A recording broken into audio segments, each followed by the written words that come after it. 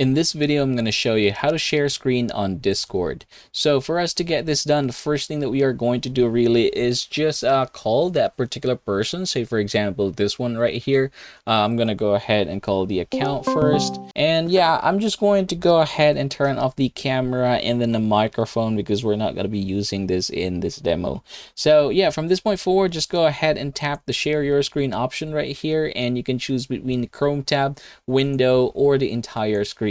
So yeah, say for example, if I want to share just one of the Chrome tab, or let's say a window, I'm gonna go ahead and choose this one right here and then tap the share button. You can see that now I'm able to see something like this. Now I'm gonna head back to my Discord. All right, there you go. So say for example here, I'm just going to go ahead and yeah, wait for this one. You can also go ahead and turn on your camera if that doesn't show up.